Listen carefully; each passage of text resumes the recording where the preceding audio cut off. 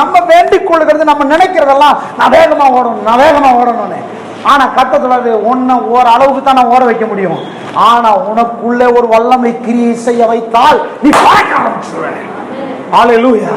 அப்ப நான் சொல்றேன், ஒரு குடும்ப வாழ்க்கைக்காக நான் அழைக்கப்படலை.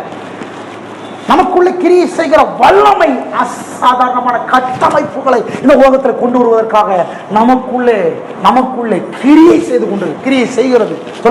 கொண்டிருக்கிறது. அந்த கிரியை செய்கிற வல்லமையின்படியே அவர் நமக்கு செய்ய வல்லவராய் இருக்கிறார். அவருடைய வல்லமையை அளவுக்குட்படுத்த முடியாது. அவருடைய வல்லமையை நாம கட்டுப்படுத்த முடியாது. அவருடைய வல்லமையை வச்சு நம்மளை இயக்குவது என்பது அவருடைய வல்லமை உள்ளதான் இயக்க முடியும். சாதாரணமா இயக்க முடியாது. நம்மளை சாதாரணமா இயக்க முடியாது. அவருடைய வல்லமையின்படி அவர் இயக்குகிறார். ஆமென். அங்கதான் புரட்சி வெடிக்க ஆரம்பிக்குது. அங்கதான் எழுப்புதல் உண்டாக ஆரம்பிக்கிறது. பர்சனல் பிரேயர், பர்சனல் எழுப்புதலை கொண்டு வருகிறது. தனிப்பட்ட விதத்தில் ஒரு பெரிய எழுப்புதலை கொண்டு வருகிறது. உங்களை முடக்கி போட முடியாது. உங்களுக்குள்ள இருந்து புத்தகங்கள் வர ஆரம்பிக்கும். உங்களுக்குள்ள இருந்து பாடல்கள் வர ஆரம்பிக்கும். உங்களுக்குள்ள இருந்து இசை வர ஆரம்பிக்கும்.